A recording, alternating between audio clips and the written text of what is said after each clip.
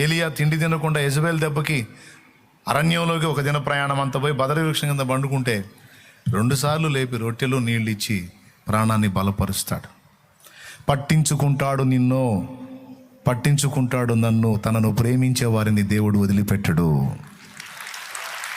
శత్రువుల చేతిలో పడకుండా, దుష్టుల చేతిలో పడకుండా, అవమానించే వారి చేతిలో పడకుండా నన్ను అనేక పర్యాయాలు దాచాడు, అనేక పర్యాయాలు కాచాడు. అంతేకాదు, ఆల్రెడీ పరిచిన వారిని సైతం ఒక ఆట ఆడుకున్నాడు. దేవునికి మహిమ కలుగును గాక. హల్లెలూయా.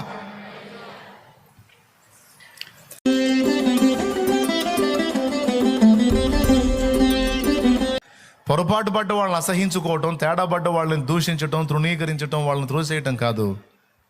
వాళ్ళు మన దగ్గరకు వచ్చే ఛాన్స్ మనం ఇవ్వాలి. ఎప్పుడు రాగలరో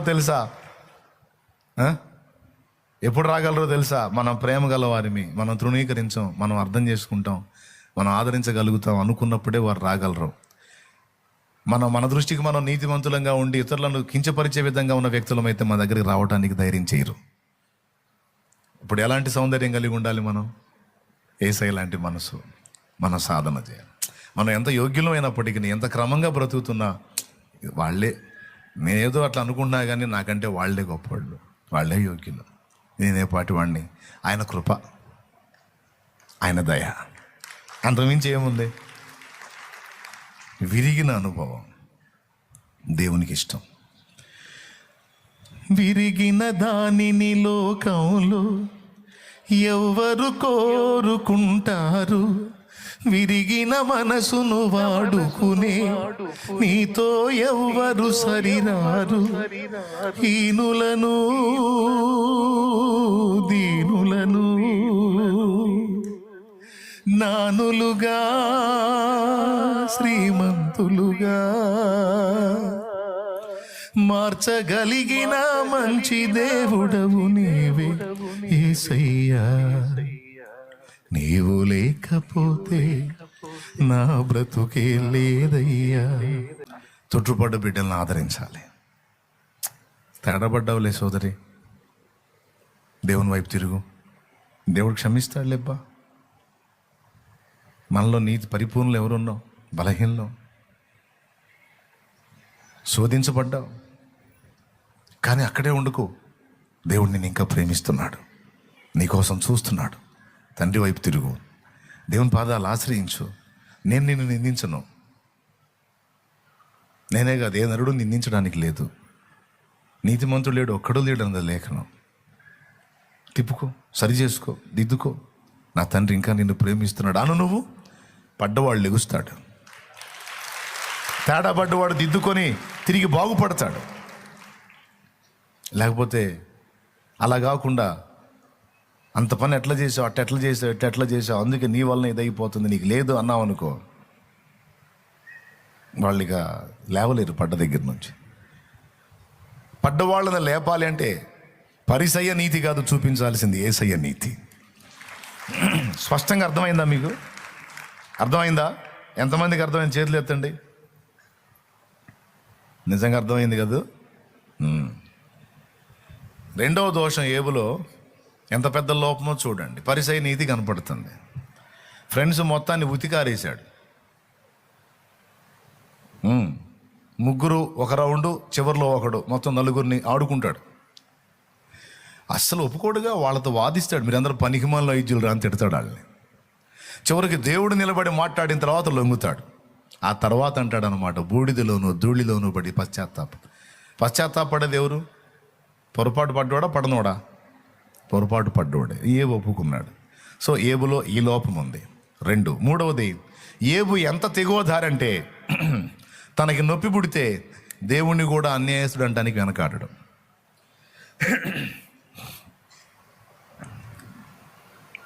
అంత తెగు ఉన్నట్టు మనకు కనపడదు, కానీ చేశాడు. ఫ్రెండ్స్తో వాదిస్తాడు. అట్లయితే సర్వశక్తుడగు వాడు నాకు అన్యాయం చేశాడు అంటాడు.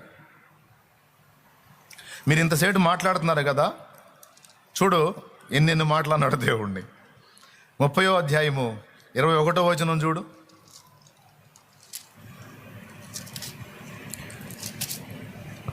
నీవు మారిపోయి నా ఎడల కఠినుడవైతివి, నీ బాహుబలము చేత నన్ను హింసించు. నీవు మారిపోయావా అంటున్నాడు దేవుణ్ణి. నువ్వు అంత ముందులా లేవు, నువ్వు మారిపోయి కఠినుడు అయ్యావు నాకు. అంతేకాదు 19వ అధ్యాయం 6వ వచనం చూడు.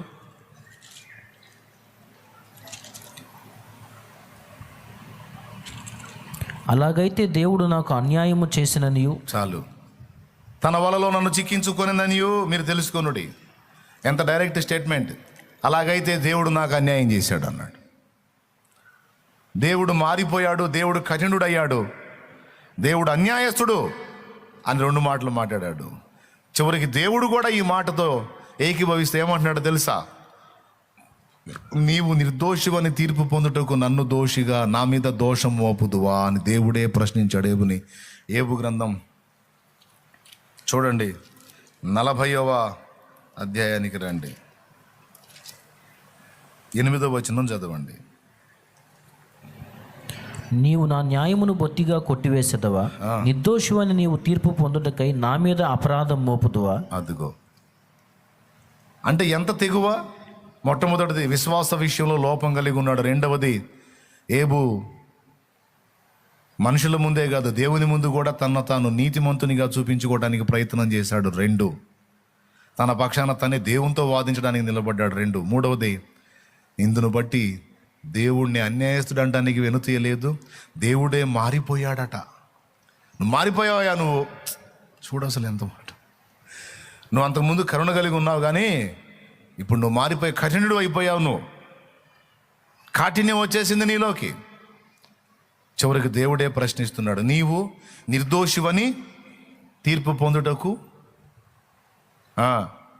నా మీద అపరాధము మోపుదువా అన్నాడు. ఇది దేవుని నిందించుట. ఇప్పుడు చెప్పండి, ఈ 3 మేజర్ దోషాలా మైనర్ దోషాలా? ఏం దోషాలు? ఈ మేజరా మైనరా? మీరు చెప్పండి పెద్దగా. మీ దృష్టికి ఎట్లా కనపడుతున్నాయి? చిన్నలా కనపడుతున్నాయా? ఒకవేళ ఇవి చిన్నలా కనపడి దేవుడు వదిలేసేవాడు, ఏబుని ఉతికి ఆరేసేవాడు కాదు. ఈ 3 నుంచి ఏబుని విడిపించడానికి, ఆ పరిసయ నీతి నుంచి ఏబుని విడిపించడానికి ఒక రేంజ్లో ఉతికి ఆరేయాల్సి వచ్చింది ఏబుని. అందుకే అంత తోముడు పెట్టాడు. పెట్టి ఇదంతా శుద్ధి చేసి మళ్ళా 2 ఏబును దీవించాడని కూడా రాయించాడు. అంటే చాకిరం ఎందుకు పెట్టాడు దేవుడు ఏబుకి? చాకిరం అంటే మీకు తెలుసా? కొన్ని వస్త్రాలకి మురికి పోవాలంటే నీళ్ళలో ఉడకబెడతారు, చాకిరేవులో తీసుకెళ్ళి చాకిరం పెడతారు, బాగా ఉడకబెట్టి ఉతిక, అప్పుడు కానీ అవి బావు అన్నమాట. కొన్ని రకాల బట్టల మీద పడ్డ మరకలు. అట్లా ఏబుని ఒక రేంజ్లో ఉతికాడు. ఎందుకు ఉతకాల్సి వచ్చింది మనకు అర్థమైంది. సాతాను దేవుడు ఇద్దరు పందెం పెట్టుకొని పాపం నిరపరాధైన ఏబును ఉతికారేశారే, ఏబు జీవితంతో ఆడుకున్నారే అన్నట్టు ఉంటుంది. దేవుడంత పిచ్చోడా? దేవుడంత అమాయకుడా? ఆ దరిద్రుడితో పందెం పెట్టుకొని నిర్దోషైన వాడిని శిక్ష గురి చేస్తాడా? కాదు కాదు. అంతరార్థం వేరుగా ఉంది. ఏబును ఉతకాల్సిన అవసరం ఉంది.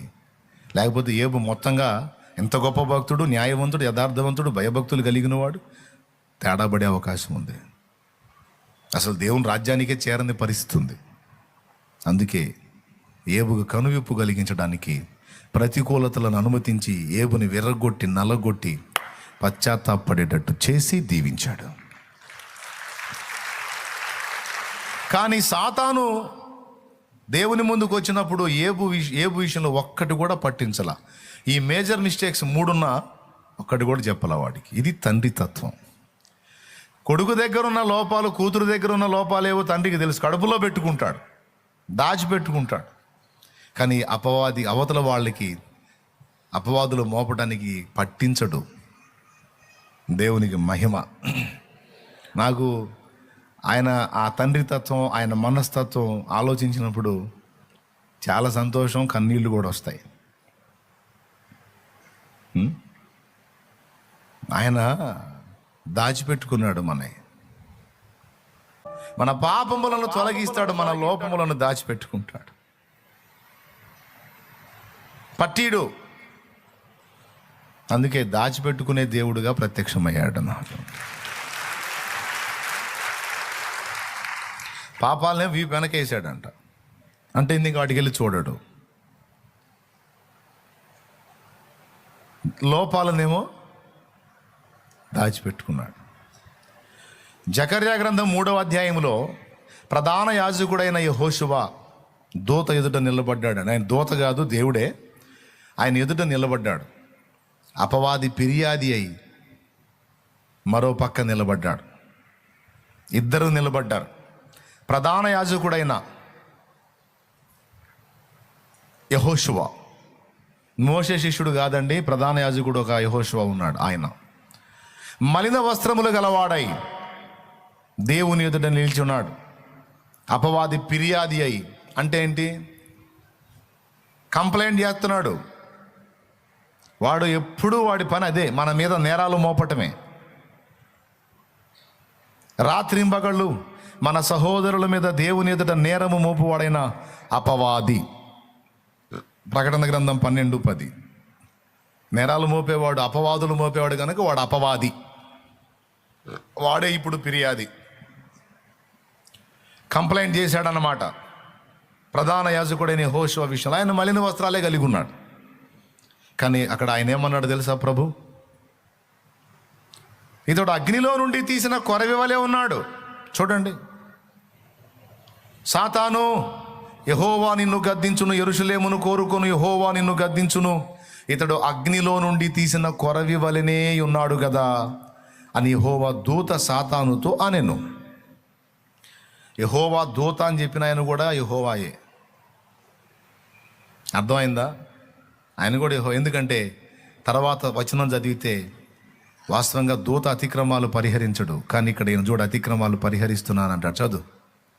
దూత దగ్గర నిలిచిన వారిని పిలిచి ఇతని మైలుబాటులు తీసివేయడని ఆజ్ఞాపించి, నేను నీ దోషమును పరిహరించి ప్రశస్తమైన వస్త్రములతో నిన్ను అలంకరించుచున్నానని సెలవిచ్చాను. అదుగో, నేను నీ దోషమును పరిహరించి ప్రశస్తమైన వస్త్రములతో నిన్ను అలంకరించుచున్నానని సెలవిచ్చాడు.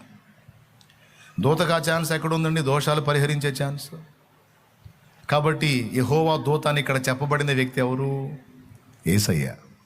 దేవునికి స్తోత్రం కలుగును గాక. దోషములను పరిహరించువాడు ఆయన. అయితే ఇక్కడ చూడు, సాతానుకు పట్టిస్తున్నాడేమో చూడు. మా వాడిని నిప్పండి అంటున్నాడు. మా వాడిని నిప్పండి ఏంది? నువ్వు అగ్నిలో నుండి తీసిన కొరివిలాగున్నాడు. అదే మనోళ్ళు అంటారు కదా, ఏంది నా పిల్లని అంటున్నావు నువ్వు? ఏది నా కూతుర్ని? నా కూతురు నిప్పు పోరా, నిప్పురా నా కూతురు. అవునా? ఎవరు? నా కొడుకుని అంటున్నావు నువ్వు. తప్పుడు వాడండి. నా కొడుకు నిప్పు. నీలాంటి వాడు 100 మంది అంటే మాత్రం నేను ఒప్పుకుంటాను. నా కొడుకు నిప్పో, ఒట్టి తప్పు చేసినా సార్ నిప్పో అంట. దేవునికి స్తోత్రం కలుగును గాక. పట్టిస్తాడా తండ్రి? అది కనపడదని చూడండి ఆయన దగ్గర. అంటే ఆయన ఎలాంటి వ్యక్తిత్వం కలిగి ఉన్నాడో, మన ఎడల ఎంత వాత్సల్యం చూపుతున్నాడో చూడండి. కొడుకులపై తండ్రి జాలి. వాస్తవంగా ఒట్టి జాలి కాదు, వాత్సల్యం.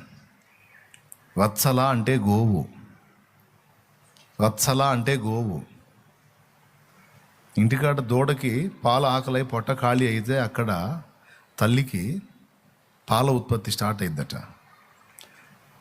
అది బిడ్డ ఆకలి తల్లికి తెలిసిద్దంట, గోవుకు తెలిసిద్దంట. అందుకే మేత ఆపేసి పరిగెత్తిద్ది ఇంటికి, అరుచుకుంటా పరిగెత్తిద్ది. ఎంత కేకలేస్తా పరిగెత్తిద్దో నేను చూసా. వచ్చి దూడ దగ్గరకు వచ్చి పాలు ఇచ్చుకుంటుంది. ఆ పాలు ఇచ్చేటప్పుడు దూడ పాలు తాగినంతసేపు దానికి చేతులు లేవుగా, కాళ్ళేగా 4. ఆ 4తో ఆ దూడని ఏమి నాకుద్దో. దానికి ఎంత ప్రేమో. ఆ వత్సల చూపించేదే వాత్సల్యం, గోవు ప్రేమ. అంటే మనకు అర్థం కావడానికి మరి ఇంకా వేరే పదాలు ఏమన్నా, మనకు తెలిసిన పదాలు ఇయ్యాక, అందుకని అయ్యే పెట్టాడు బైబిల్లో. నేను చెప్పాలంటే అంతకంటే మించిన ప్రేమ అయింది. దేవుని గట్టిగా స్తోత్రం చెప్పండి. హల్లెలూయా. తల్లికున్నదా తండ్రికున్నదా నీ ప్రేమ జాలి యేసయ్యా, అన్నదమ్ములకైనా కన్న బిడ్డలకైనా నీ ప్రేమ లేదు యేసయ్యా. కాబట్టి ఈ ఉదయకాలం మీరు దేవుణ్ణి మనల్ని దాచిపెట్టుకునే దేవుడుగా గుర్తించండి. దేవునికి స్తోత్రం. ఇది నిజంగా నువ్వు ఒంటరిగా కూర్చొని ధ్యానించినప్పుడు ఎంత మమత కలిగిద్దో నీకు ఆయన మీద. దేవునికి స్తోత్రం. నన్ను దాచిపెట్టుకుంటున్నావు దేవా, నన్ను కవర్ చేస్తున్నావా, పట్టించవచ్చు కదయ్యా, నువ్వు పట్టించలేవు. దాచిపెట్టుకుంటున్నావా, దోషములను కప్పుతున్నావా. ఎందుకింత ప్రేమ, ఎందుకింత జాలి? ఎందుకో నాకు తెలుసు, నువ్వు నా తండ్రివి, మా నాన్నవి. నువ్వు నానన్నా కొన్నిసార్లు కూతుర్ని కొడుకుని బయట వేస్తాడేమో, నువ్వు ఏవయ్యా, నువ్వు మా నాన్నవే. ఇప్పుడు ఇది దేవుని మీద మనకు మమత పుట్టిస్తుంది, ఆయన్ని సమీపంగా చేరేటట్టు చేస్తుంది. నా కోరిక అదే, నా ఆశ, నా పరిచర్య అదే, మిమ్మల్ని ఆయనకి దగ్గరగా తీసుకెళ్ళాలి, సమీపంగా తీసుకెళ్ళాలి. ఆయన ఏందో మీకు అర్థమయ్యేటట్టు చేయాలి. దేవునికి స్తోత్రం కలుగును గాక. హల్లెలూయా. లేకపోతే దేవుడు నిన్ను ఆరడిపరచాలనుకుంటే ఎన్నోసార్లు నువ్వు బుక్ అయ్యేదాన్ని, బుక్ అయ్యేవాడు.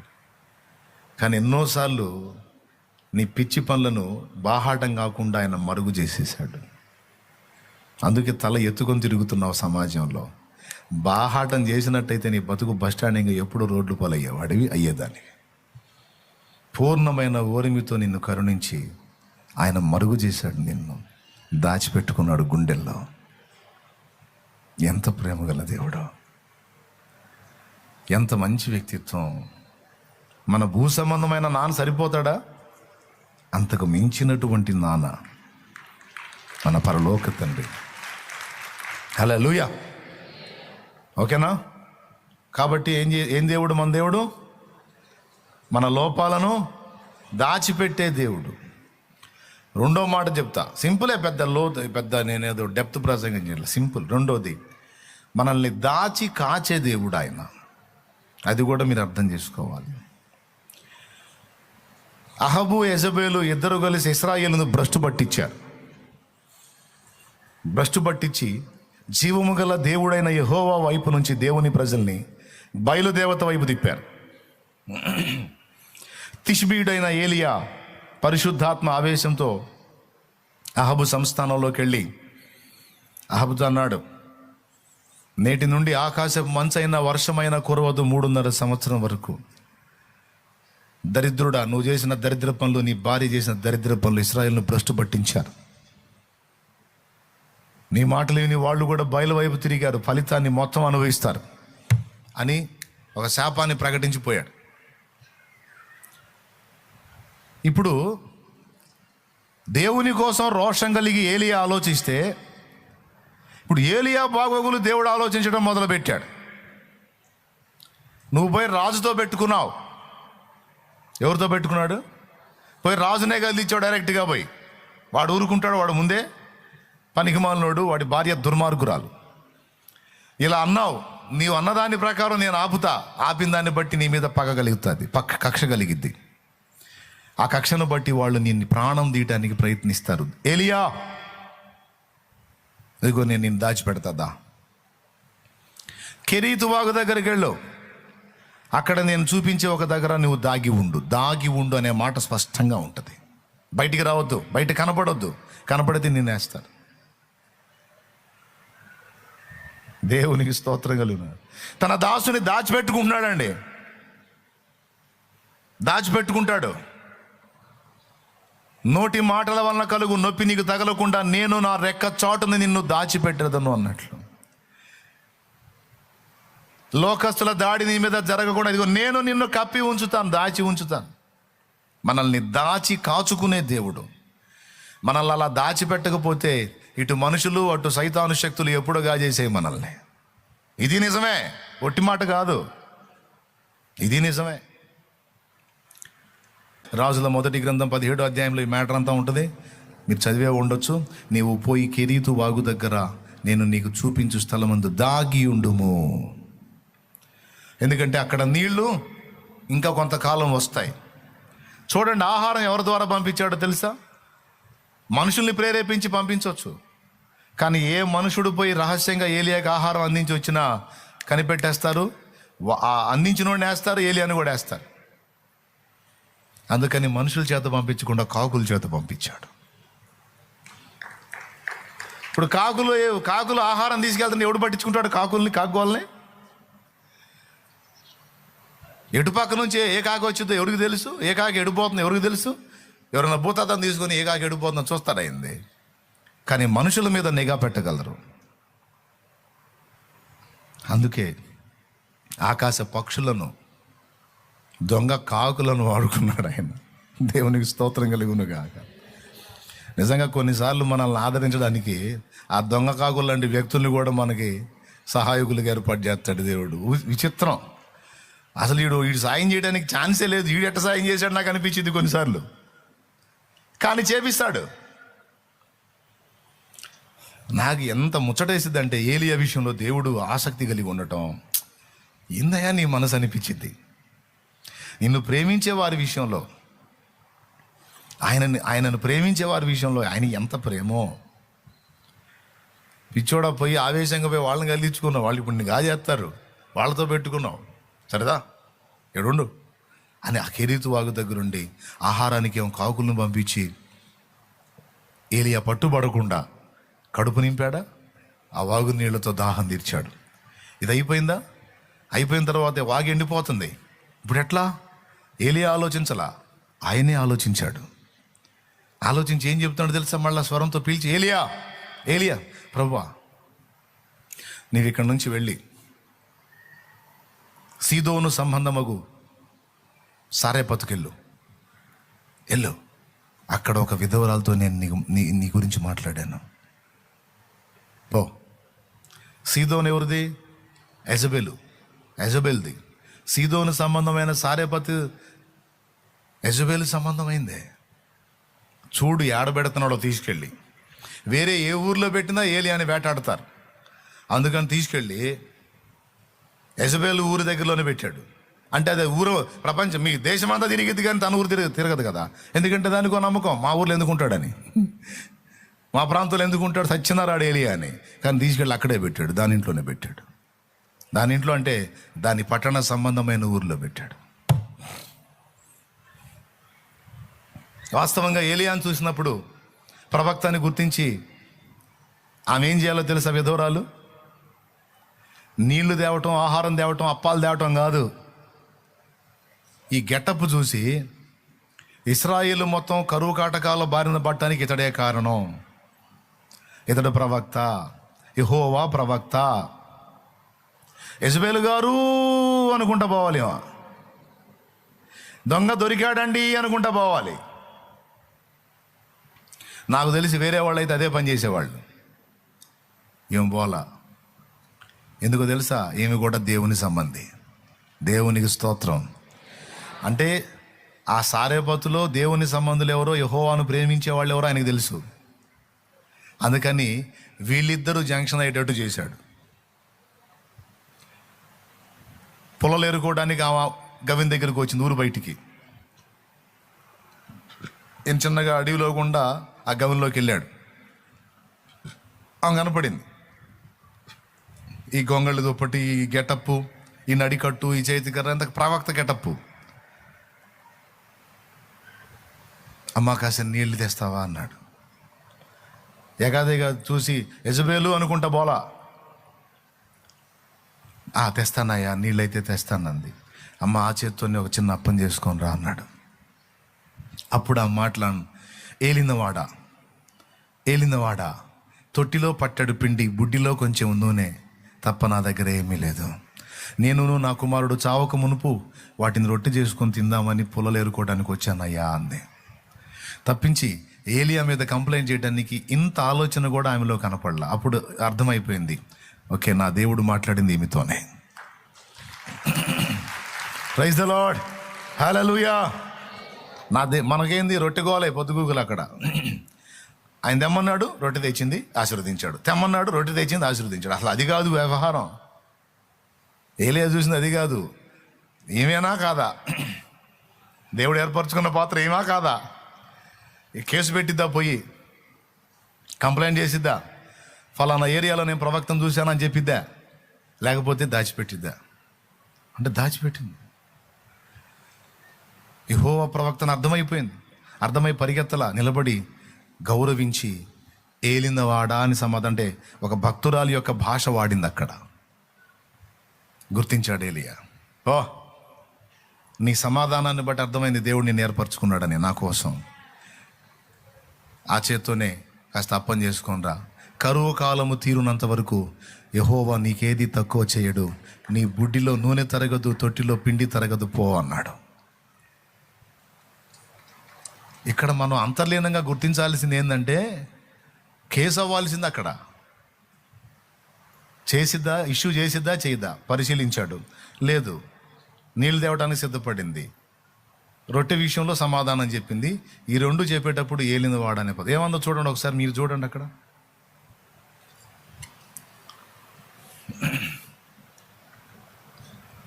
పన్నెండవ వచనం. అందుకామె, నీ దేవుడైన యెహోవా జీవము తోడు, తొట్టిలో పట్టెడు పిండియు బుడ్డిలో కొంచెం నూనెయు నా యొద్దను. నీ దేవుడైన యెహోవా జీవము తోడు అంటే యెహోవా ప్రవక్తను అర్థమైపోయింది ఆమెకి. అర్థమైనప్పుడు ఏం చేయాలి ఆమె? ఎందుకంటే యెజబెలు ఏ ప్రవక్తని బతకనీలా, బాహాటంగా తిరగనీయట్లా. కాబట్టి ఇంకా చెప్పాలంటే యెజబెలు సంబంధమైనటువంటి ప్రాంతీయ వాసులు మరి నిశ్చయంగా తీసుకెళ్ళి కంప్లైంట్ చేయాలి. అలా చేయకుండా ఆమె దేవుని మాటలు మాట్లాడుతుంది. ఏలియాని ప్రవక్తగా గుర్తించి గౌరవించింది. దేవునికి స్తోత్రం కలుగును గాక. చివరికి ఏం జరిగింది? ఏలియా చెప్పాడు, తరగదు, పో. ఆ పట్టెడు పిండి తరగదు, ఆ కొంచెం నూనె కూడా తరగదు, నువ్వు తీర్చి వస్తూ ఉంటుంది. దేవుడు నిన్ను దీవించున్నాడని ఆశీర్వచనం పలికాడు. విశ్వాసం గలదై వెళ్ళింది, చూసింది, అంతే ఉంది. తర్వాత ఏలియాకు ఆశ్రయం ఇచ్చింది. కరువు కాలం తీరినంత వరకు ఏలియా అక్కడే తలదాచుకున్నాడు. అంటే దేవుడు భద్రపరిచే విధానం చూడండి. కెరీతువాగు దగ్గర దాచిపెట్టాడు, తర్వాత తీసుకొచ్చి యెజబెలు సంబంధమైనటువంటి ప్రాంతంలోనే దాచిపెట్టాడు. ఇక్కడ మేజర్గా మీరు దృష్టి పెట్టాల్సిందంటే ఆయన దాచుకునే నైజం. తన దాసుల్ని, తన పిల్లల్ని, నిన్ను, నన్ను, ఆ ఏలియా దేవుడే ఈరోజు నా దేవుడు. హల్లెలూయా. ఈరోజు నువ్వు నేను సేవించుచున్న దేవుడు ఆ దేవుడే. కాబట్టి ఆయన నిన్ను నన్ను ఇంతవరకు దాచాడు, కాచాడు. ఇక ముందు కూడా ఆయన రెక్కల నీడలో దాచి, ఏమండి, దైవజనుడా దైవజనుడా అని 2 సార్లు సంబోధించింది. యెహోవా జీవముతోడని ప్రవక్తగా గుర్తించింది. ఆ మహాతల్లి ఎంత ధన్యురాలైంది. యేసు ప్రభు కూడా ఆమె ఉదంతాన్ని ఎత్తాడు. ఆమె దగ్గరికే ఏలియా పంపబడ్డాడు అని.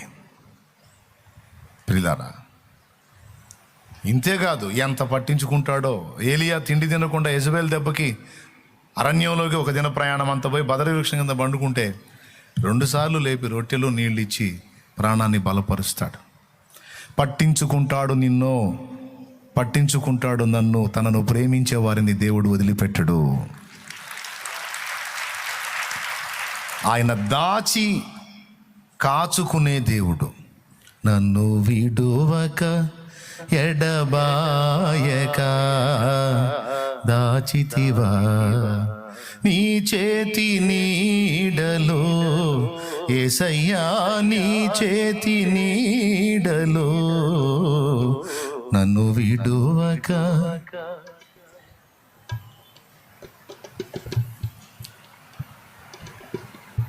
దాచిపెట్టాడా నిన్ను ఎప్పుడన్నా?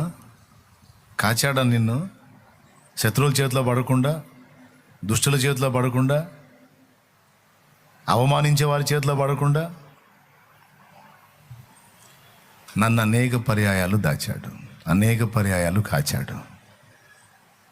అంతేకాదు, ఆరడి పరిచిన వారిని సైతం ఒక ఆట ఆడుకున్నాడు, ఒక ఆట ఆడుకున్నాడు. దేవునికి మహిమ కలుగును గాక. హల్లెలూయా. 2 సంగతులు చెప్పాను. 3వది, మన ప్రార్థనలు, మన కన్నీళ్లు కూడా ఆయన దాచుకునే దేవుడుగా ఉన్నాడు. 56వ కీర్తన 8వ వచనంలో ఉంది, నా సంచారములు నీవు లెక్కించి ఉన్నావు, నా కన్నీళ్లు నీ బుడ్డిలో నుంచబడి ఉన్నవి, అవి నీ కవిలలో కనబడును కదా. ఇది అబద్ధమా నిజమా? ఇది అబద్ధమా నిజమా? నిజం. నా కన్నీళ్లు నీ బుడ్డిలో నుంచబడి ఉన్నవి అంటే అంత అవసరం ఏందండి? తన పిల్లల కన్నీళ్లు బుడ్డిలో దాచిపెట్టాడట. బిందె తెప్పాళ్ళ అనలేదు, చెంబు గ్లాసు అనలేదు, బుడ్డి అన్నాడు. ఎందుకంటే మనం ఎంత ఏడ్చినా కన్నీళ్లు కొన్నే ఉంటాయి గనక, నా కన్నీళ్లు నీ బుడ్డిలో దాచుకున్నావు, అవి నీ బుడ్డిలో ఉంచబడి ఉన్నవి, అవి నీ పుస్తకంలో కనబడతాయి కదా అన్నాడు. అంటే దాని అర్థం ఏంటి? మనం చేసిన ప్రార్థన, మూలిగిన మూలుగులు, ఏడ్చిన ఏడుపు కూడా ఆయన మర్చిపోయే దేవుడు కాదు. Praise the Lord. హల్లెలూయా. ఆయన మర్చిపోయే దేవుడు కాదు, ఆయన దాచుకుంటాడు అని చెప్పి సెలవిస్తున్నాడు. మనం ఏడ్చాం ఎన్నోసార్లు, మన అమ్మ ముందు, అయ్య ముందు, మన భర్త ముందు, భార్య ముందు, పిల్లల ముందు. ఎవరన్నా కన్నీళ్లు పట్టించుకున్నారా? ఇంకా చెప్పాలంటే చిరాకు పడదు, ఎడవాకని విసిగించుకుంటారు, ఏసడించుకుంటారు. కానీ ఆయన ఎంత సీరియస్గా, ఎందు నిమిత్తం నా బిడ్డ ఏడ్చిందో నా కన్నీళ్లు పట్టి తన బుడ్డిలో ఉంచాడు అంటే, ఇప్పుడు చెప్పండి, ఆయన దాచుకునేవాడు కాదా? మన లోపాలు దాచిపెట్టుకుని కవర్ చేస్తూ ఉంటాడు. మన కన్నీళ్లు దాచిపెట్టుకుని తగిన కాలం ముందు జవాబులు ఇస్తూ ఉన్నాడు. అంతేకాదు, శత్రువుల చేతుల్లో, దుష్టుల చేతుల్లో, దురాత్మల చేతుల్లో మనం పడకుండా నాటి నుండి నేటి వరకు మనల్ని కాచుకుంటానే ఉన్నాడు, దాచుకుంటానే ఉన్నాడు. ఎంత మంచి దేవుణ్ణి మనం కలిగి ఉన్నాం, ఎంత మంచి తండ్రి, ఎంత మంచి నాన్న. ఆఖరి మాట, ఇది మీకు తెలిసిన మాటే. 4వది, ఆయన దాచిపెట్టి నీకు ఇస్తాడు, దాచిపెట్టుకుంటాడంట మన కోసం. ఇది కూడా ఒక ఆనందకరమైన విషయం. ఇలా ఎంతమందికి విశ్వాసం ఉంది ఇప్పుడు నేను చెప్పిన విషయాల మీద? నిజంగా నమ్మకం ఉందా? దేవుడిని ఆ కోణంలో మీరు అంగీకరించారా?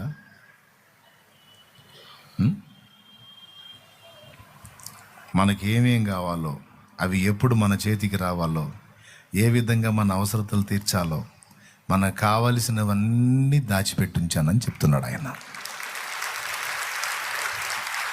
నేను ఎన్నోసార్లు దాచి ఉంచిన మేళ్లను, ఆయన నా కోసం దాచి ఉంచిన మేళ్లను అనుభవించాను, ఎప్పటికీ అనుభవిస్తున్నాను, ఇక ముందుకును అనుభవిస్తాను. నాకు నిశ్చయిత ఉంది. మీరు ఎంతమందికి నిశ్చయిత ఉంది? నిశ్చయిత ఉంటే చేయొద్దు.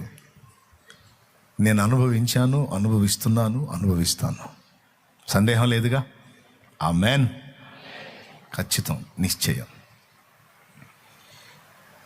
నీకు అర్థం కాదు,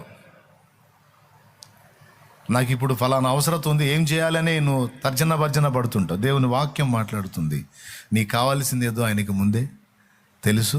తగిన కాలం ముందు నీకు అది అందేటట్లు దాన్ని నీకోసం ముందే సిద్ధపరిచి దాచి ఉంచాడు. మొరియా పర్వతం మీద ఇస్సాకును బలిగా అర్పించడానికి తీసుకొచ్చాడు అబ్రహాం. ఇస్సాకును బలి ఇస్తాడని దేవుడికి తెలుసు, ఇవ్వడానికి ఖచ్చితంగా 100% సిద్ధపడతాడు అబ్రహాం అని తెలుసు. అందుకే ఇస్సాకును బలి ఇవ్వకుండా ఆపాడు. మరి బలిపీఠం ఒట్టిగా కాలిపోతుంది అని అబ్రహాం అభ్యంతర పడతాడు. అందుకని అబ్రహాంకి అవసరమైనటువంటి ఆ పొట్టేలను ముందే సిద్ధపరిచి దాచి ఉంచాడు అక్కడ. పొదలో కొమ్ములు తగులుకొని ఉన్న పొట్టేలు ఒకటి కనపడింది. అబ్రహాము కనులెత్తి చూసినప్పుడు అది కనపడింది. ప్రియులారా, దేవుడు మనకు దాచి ఉంచిన వాటిని స్వతంత్రించుకోవడానికి కనులెత్తి మనం ఆయన వైపే చూడాలి. Praise the lord. కనులెత్తి ఎటు చూడాలి? అప్పుడు దాచిపెట్టింది నీకు అందుబాటులోకి వచ్చింది. పిల్లలకి తల్లిదండ్రులు దాచిపెట్టిస్తారు. వాడికి నెలకి ఫీజు కట్టాలి అనుకోండి, లేకపోతే ఇయర్ ఎండింగ్ ఫీజు కట్టాలి. ఎట్లా చేస్తాడు నాన్న, ఎట్లా చేస్తాడని కొడుకు మదన పడుతూ ఉంటాడు, కూతురు మదన పడుతూ ఉంటుంది. తన తండ్రి దాచిపెట్టుకునే ఉంటాడు. ఎట్లా చేస్తావు నాన్న? అప్పుడు చేద్దాంలే, అప్పుడు చూద్దాంలే, అప్పుడు చూద్దాం. ఆ టైం వచ్చినప్పుడు తీసుకొచ్చి కట్టుపో అంటాడు. ఎక్కడి నాన్న, ఎట్లా అంటే ముందే సిద్ధపరిచాలే, పోరా, దాచిపెట్టాలేపో. నా ఫ్రెండ్ దగ్గర ఇవన్నీ ఉంచాను, తీసుకొచ్చేస్తున్నా లేపో అంట. బాధ్యత ఎరిగిన తండ్రి బిడ్డకు అన్నీ ముందే దాచిపెట్టి ఇచ్చినట్టు, అంతకంటే ఉత్తమంగా ఆయన మనకు దాచి ఇవ్వగల దేవుడు. నువ్వు కంగారు పడొద్దు, కలత చెందొద్దు, దిగులు పడొద్దు, విస్మయం పొందొద్దు. కనులెత్తి ఆయన వైపు చూడు. ఆయనకెళ్ళి చూడాలి. ఆయనకెళ్ళి చూసినప్పుడు ఈ 4 మనం స్వతంత్రించుకుంటాం. మన దేవుని దగ్గర ఈ 4 అనుభవాలు మనం పొందుతాం. ఎటు చూడాలి దృష్టి? ఏ నరుడి వైపు కాదు, ఆయన వైపే చూడాలి. 4, దావీదును చూడండి ఎట్టగాచాడో. రాజు వల్ల గల దావీదును పట్టుకోవటం. రాజు అంటే తిరిగే ఉందండి, ఎక్కడున్నా పట్టుకోవచ్చు. అంత పెద్ద మంది మార్బలాన్ని కలిగిన సౌలు దావీదును తరుముతూ దావీదును పట్టలేకపోయాడు. కారణం, దావీదును తన రెక్కల నీడలో దాచింది దేవుడు.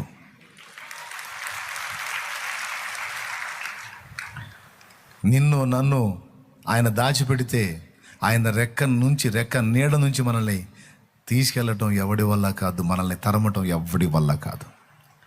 ఇంకా చెప్పాలంటే, దావీదును చిక్కించుకుందామని ట్రై చేసిన సౌలు 2 సార్లు దావీదుకు చిక్కాడు. నిన్ను చిక్కించుకుందామన్న వాళ్ళే నీ చేతికి చిక్కేటట్టు చేస్తాడు ఆయన.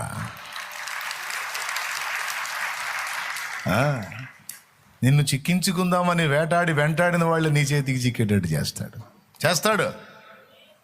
నా జీవితంలో నేను ప్రాక్టికల్గా అనుభవించి చెప్తున్నాను ఈ విషయాలు. ఎంత తరిమాడండి, ఎన్ని అడవులు తిప్పాడండి, ఎన్ని మన్యాలు తిప్పాడండి ఆ దావీదునే. కానీ పట్టుకోలేకపోయాడు సౌలు. 2 సార్లు సౌలు తలకాయని దావీదుకి అప్పచెప్పాడు, కానీ దావీదు ముట్టల. నా దేవుడు నీకు తోడై ఉన్నాడు. ఎందుకో ఈరోజు ఈ ఉదయకాలం దేవుడు ఈ విషయాలతో మిమ్మల్ని ప్రోత్సహించమని ప్రేరణనిచ్చాడు. అందుకే ఈ విషయాలు చెప్తున్నాను నేను. మీలో ఎవరు ఏ స్థితిలో ఉన్నారో, ఎవరు దేన్ని బట్టి కలత చెందున్నారో, కృంగి ఉన్నారో నాకైతే తెలియదు. నా దేవుని ప్రేరణతోనే ఈ విషయాలు మీతో పంచుకున్నాను నేను. ఆమేన్. ఆయన ఒక మాట చెప్తున్నాడు, నీకును నీ సంతతికి నేను దాచి ఉంచినవి తగిన కాలం మంది అందుతాయి, ధైర్యంగా ఉండు, నా వైపే చూడు. ఆమేన్. నాకైతే నమ్మకం, నాకు చాలా నమ్మకం, చాలా విశ్వాసం. ప్రతిదీ నేను ఇప్పటి వరకు అనుభవించినవి, నేను ఇప్పటి వరకు పొందినవి నా దేవుడు నాకు దాచి ఇచ్చినాయి. నాకు అదే భరోసా. నాకు కావాల్సింది ఫలానా ఉందిరా, నాకు అవసరం అయిద్దంటే దాన్ని ముందే దాచిపెడతాడు. ఆ టయానికి నాకు అందుబాటులోకి వచ్చింది. ఎన్నిసార్లు ఇదంతా దేవుడు, ఆయన వ్యక్తిత్వ సౌందర్యం, ఆయన ప్రేమ, ఆయన పితృవాత్సల్యం నీకు అర్థం కావాలని చెప్పాను నేను. చెప్పండి, వరుసగా 4 సంగతులు చెప్పాను నేను. మన దేవుడు మన లోపాలను దాచిపెట్టుకుంటాడు, మన కన్నీళ్లను, మన ప్రార్థనను. అంతేకాదు, మనల్ని కూడా శత్రు చేతన పడకుండా. ఎంతమంది మంత్రగాళ్ళు ఎన్ని ప్రయోగాలు చేశారో, ఎంతమంది ఎన్ని దుర్మార్గపు కట్లు కట్టడానికి ట్రై చేశారో, నీ మీద నా మీద. మనకేం తెలుసు ఎక్కడెక్కడ ఎవడు ఏ గుంట దవ్వుతున్నాడో? కాదండి, ఎక్కడెక్కడ ఎవడు ఏ కుట్ర చేస్తున్నాడో మనకేం తెలుసు? చేస్తున్నారు చేసేవాళ్ళు, కానీ ఆశ్చర్యకరమైన రీతిలో అవన్నీ నిష్ఫలమైపోతున్నాయి. మనం అద్భుతంగా కాపాడబడతా ఉన్నాం. కారణం, రెక్క చాటున భద్రపరిచింది దేవుడు. ఇంకా ఎవడు ఎన్ని మంత్రశక్తులు ప్రయోగిస్తే ఏం ఫాయిదా? వాడి మొహం పగలటమే. ఒక్కటే మాట చెప్పాడు, నీకు విరోధంగా రూపింపబడిన ఏ ఆయుధము వర్ధిల్లదు పోరా అన్నాడు. పో, నీకు రివర్స్ అయిపోయి ఆశీర్వదించబడేవాడేవాడో నేను చూస్తా పో. నీకు విరోధంగా రూపింపబడిన ఏ ఆయుధము వర్ధిల్లదు.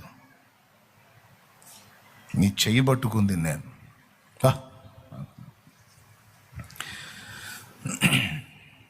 అపరాధాలు, లోపాలు దాచిపెట్టుకున్నాడు. ఎందుకు? మారు మనసు పొందుతావని. ఇంకా చేసుకుంటా ఉండు, నేను కప్పెడతా ఉంటానని కాదు. తెలివి తెచ్చుకొని మారు మనసు పొందుతాం. ఓకే. రెండవది, విశ్వాసంతో ధైర్యం తెచ్చుకుందాం. నా కన్నీళ్ళు నా తండ్రి దగ్గర ఉన్నాయి, నా ప్రార్థనలో నా తండ్రి విని ఉన్నాడు, తగిన కాలం ముందు తప్పకుండా నాకు సహాయం చేస్తాడని ధైర్యం తెచ్చుకుందాం. మూడవది, నా శత్రువులకు నన్ను అప్పగించడు నా తండ్రి. ఒకవేళ ఆయన అప్పగించినా అది నాకు మేలే అవుతుంది కానీ కీడుగా. యోసేపును అప్పగించాడు ఇస్మాయేలీలకి, అక్కడ నుంచి పోతీఫెరోకు అప్పగించాడు, అక్కడ నుంచి చెరసాలకు అప్పగించాడు, తర్వాత తీసుకెళ్లి సింహాసనానికి అప్పగించాడు. అవన్నీ అటు ఇటు తిరిగి సింహాసనం ఎక్కడానికే కారణమవుతాయి. నా తండ్రి నన్ను అప్పగించాడా, శత్రువులకి అప్పగించాడా, అందులో కూడా నాకు మేలు ఉంది. కొన్నిసార్లు అవమానాలకు అప్పగించాడా, శ్రమలకు అప్పగించాడా, అయితే అవి అవసరం. అనవసరంగా మాత్రం అప్పగించడు. అనుభవాల పాఠం కోసం నిన్ను అప్పగిస్తాడు తప్పించి అనవసరంగా మాత్రం అప్పగించాడు. అప్పగించినా మళ్ళా నిన్ను తప్పించుకుంటూ ఉంటాడు ఆయన. Okay, right. ఆఖరి మాట, దాచి ఉంచాడు, తగిన కాలం ముందు నీకు అందుతుంది. అది ఏదైనా దాన్ని స్వతంత్రించుకుంటావు. మనసారా దేవుని పాదాల దగ్గరికి వద్దాం రండి. ఏబు జీవితంలో కొన్ని సంగతులు మనం ధ్యానించుకున్నాము. ఇప్పుడు అలాగున మనం చేయొద్దు. పరిసయ్య నీతిని మనం కలిగి ఉండొద్దు, మనం యేసు నీతిని కలిగి ఉందాం. చాలా విషయాలు, కొన్ని హెచ్చరికలు, కొన్ని దిద్దుబాట్లు, కొన్ని ఆదరణ వాక్కులు దేవుడు ఈరోజు మనకు అందించాడు. దేవుని దగ్గరకు వద్దాం మోకాళ్ళ మీద. నా తండ్రి, ఇంతగా నువ్వు ప్రేమిస్తున్నందుకు నీకు వందనాలు. నేను నమ్ముతున్నాను నీ సంగతులు నిజమని నేను విశ్వసిస్తున్నాను. నేను అనవసరంగా కంగారు పడుతున్నాను ఏబులాగా. నేను అలా చేయను. నిన్నటికి నాకు దేవుడవు, నేటికి నాకు దేవుడవు, రేపటి నా భవిష్యత్తు కూడా నీవు చాలిన దేవుడుగా ఉన్నావు. నీకు స్తోత్రం తండ్రి. నేను విశ్వాస విషయంలో బలహీనుడిని కాదలుచుకోలేదు. నేను నిన్ను నమ్మి నీ మీద ఆనుకుంటున్నాను తండ్రి. నీకు స్తోత్రం అంటూ విశ్వాసాన్ని బట్టి దేవుని పాదాల దగ్గరికి వద్దాం రండి. మోకాళ్ళ మీదకి వచ్చేద్దాం, కళ్ళు మూసి ప్రార్థన చేద్దాం. ఏబు వలె నేను సందేహించదలుచుకోలేదు ప్రభా, నేను యందు విశ్వాసము నిలిపి ఉన్నాను. నా దేవా, నేను ఒకవేళ అలాగూ నేను భయపడి ఉంటే నన్ను క్షమించు. అనవసరంగా ఆలోచించి కంగారు పడి ఉంటే నన్ను మన్నించు. ఇంకోసారి అలా చేయకుండా నన్ను క్షమించు ప్రభా. నీకు స్తోత్రం అంటూ ప్రార్థన చేద్దాం. నాకు నువ్వుండగా నాకు భయం ఏంటి ప్రభా? నాకు నువ్వున్నావు, నాకు దిగులేంటి తండ్రి. నాకు నువ్వున్నావు. అది వ్యాధైనా, బాధైనా, కలవరం లేదో, సమస్య అయినా, అప్పైనా, నిందైనా, అవమానమైన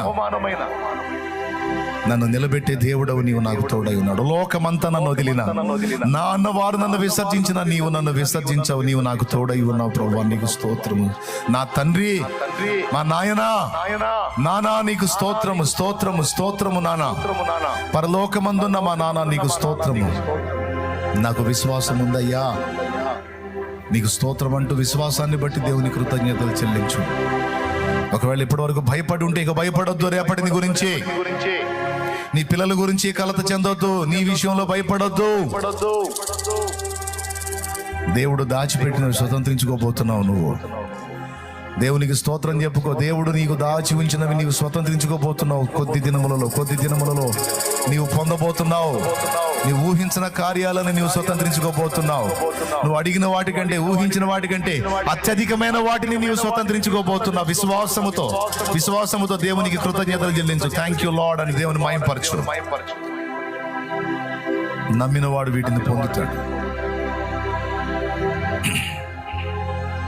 రెండవది, పరిసయ్య నీతిని కలిగి ఉండొద్దు. నీ దృష్టికి నీవే నీతిమంతుడివి అనుకోవద్దు. నీతిమంతుడు లేడు, ఒక్కడు లేడు. మన నీతి యేసే, మన జ్ఞానము, పరిశుద్ధత, విమోచన యేసు. ఇతరులు నీకంటే ఘనము అని ఎంచుకో. మూడవది, దేవుని నిందించడానికి ప్రయత్నం చేయొద్దు.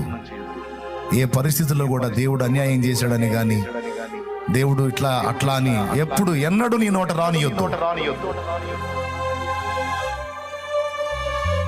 దేవుడు నీ తండ్రిని గుర్తించి దేవుని వైపే చూడు. నేను చెప్పిన సంగతులన్నీ స్వతంత్రించుకుంటాం.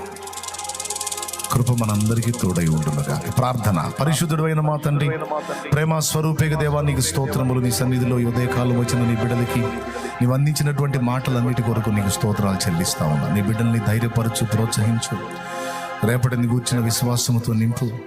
అలాగే నా ప్రభు, పరిసయ్య నీతిలోకి వెళ్లకుండా ఇతరులను తనకంటే యోగ్యులుగా చూసే మంచి విరిగి నలిగిన మనస్సు దయచే. తేడాబడ్డ వాళ్ళని కూడా ధైర్యపరిచి, ఆదరించి, వెన్నుతట్టి ముందుకు ప్రోత్సహించేటువంటి నైజాన్ని, నీ తత్వాన్ని మాకు నేర్పు. నిన్ను ఆరోపించే వారంగా కాక, నీ మీద నేరం ఆరోపించే వారం కాక, మహిమను ఆరోపించే వారంగా మమ్మల్ని సిద్ధపరచు. అలాగే నా ప్రభా, మా లోపాలు దాచిపెడుతున్నామని ఇంకా లోపాలు చేయటం కాదు కానీ లోపాలు విసర్జించి లోపరహితమైన జీవితంలోకి రావడానికి సహాయం. సమస్త విషయాల్లో నీవు మాకు తోడై ఉన్నందుకు కృతజ్ఞతలు చెల్లిస్తూ, ఇంతవరకు శత్రువుల చేతుల్లో పడకుండా మమ్మల్ని కాచినందుకు నీ కొందనాలు. ఇక ముందు కూడా కాయ గలవని నిన్ను స్తుతిస్తూ, ఈ సంగతులు మా హృదయాల్లో శిలాక్షరాలుగా ముద్రించి, నీ సాక్షులుగా నీ నామంలో నీ వైపు చూస్తూ ముందుకు సాగే కృప మాకు దయచేయమని, ఈ ఉదయకాలం వచ్చిన బిడ్డలందరినీ పేరు పేరున దర్శించి దీవించి కృపాక్షేమములతో నింపమని యేసు ప్రశస్త నామమున ప్రార్థించి స్తుతించి పొంది ఉన్నాము తండ్రి. ఆమేన్. అందరం పైకి లేచి నిలబడదాం.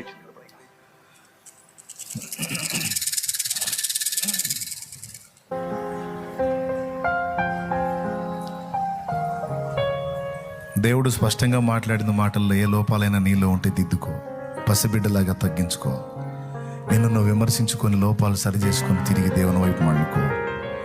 ఒక నూతన అధ్యాయం నీ జీవితంలో నా దేవుడు ప్రారంభించబోతున్నాడు. ఖచ్చితంగా నువ్వు ఇస్తావు, ఖచ్చితంగా నువ్వు స్వతంత్రించుకుంటావు. యేసు నామములో అది జరుగుతుంది. నీకు దేన్ని బట్టి కలవరం ఉండనియొద్దు. చెప్పండి, ఆయన నిన్నటికే దేవుడా, నేటికి దేవుడా, ఆయన రేపటికి కూడా. ఎంతమంది నమ్ముతున్నారు? నా తండ్రి నాకు దాచినవి ఇస్తాడు, దాచి ఉంచుతాడు. ఇంకా చెప్పాలంటే ఇంకొక మాట కూడా లేఖనంలో ఉంది స్పష్టంగా, అడుగు వాటికంటే, ఊహించే వాటికంటే అత్యధికముగా చేయగల దేవుడు. ఎంత చేస్తాడో కూడా నువ్వు ఊహించవు. ఇంత కార్యాన్ని నేను ఊహించలా. నేను చెబుతున్నా, నేను ఊహించని ఇప్పుడు ఎన్నో అనుభవిస్తున్నాను. నేను ఇక అనుభవించే ఆ ఊహించినటువంటి ఆ మేళ్లను బట్టి కృతజ్ఞతలు చెప్పడం, కన్నీళ్లతో దేవుని మయంపరచడం తప్ప ఇప్పుడు ఇంకా నేను చేసేది ఏమి లేదు. అలాంటి కార్యాలను నేను అనుభవించాను, అనుభవిస్తున్నాను, అనుభవించబోతున్నాను. నువ్వు కూడా. Any doubt? ఏం లేదుగా. దేవునికి దగ్గరవు. మీ నాన్న పట్టించేవాడు కాదు, నేను కవర్ చేసేవాడు ఆయన, నిన్ను కప్పేవాడు ఆయన. హల్లెలూయా. రైట్. బిడ్డలు విశ్వాసంతో తెచ్చిన ఆ నూనె నీ శక్తితో నింపు. రోగులైన వారికి అది వ్రాసి ప్రార్థించుట ద్వారా స్వస్థత చేకూర్చు. నీ బిడ్డలకు ఆత్మల భారం ఇవ్వు. నీ పని చేయడానికి కూడా ఆసక్తిని దయచే. తిరుగు ప్రయాణాల్లో తోడై ఉండు. నా ప్రభువా, ఏ సమస్యలో, శ్రమలో, వ్యాధిలో, బాధలో, ఇరుగులో, ఇబ్బందులు వచ్చారో వారికి ఉన్న సమస్త ప్రతికూలతలు తొలగించి సమాధానం దయచేసి వాగ్దాన రూపకమైన ఈ సందేశం వారి జీవితంలో అక్షరాల నెరవేరునట్లు సహాయం వచ్చే. చిన్నలు, పెద్దలు, వృద్ధులు, స్త్రీలు, పురుషులు, యవనుల బిడ్డలందరినీ దీవించారు. రెండో ఆరాధనలో కూడా తోడై ఉండు. సమస్త మహిమ మీకే చెల్లిస్తూ లైవ్ ద్వారా, జూమ్ ద్వారా అందుబాటులోకి వచ్చిన బిడ్డల్ని కూడా దీవించి వారు ఎదుర్కొంటున్న ప్రతికూలతలు తొలగించి సమాధాన స్థితిని దయచేసి ఆదరించండి. యేసు నామములో వేడుచున్నాం తండ్రి. ఆమేన్.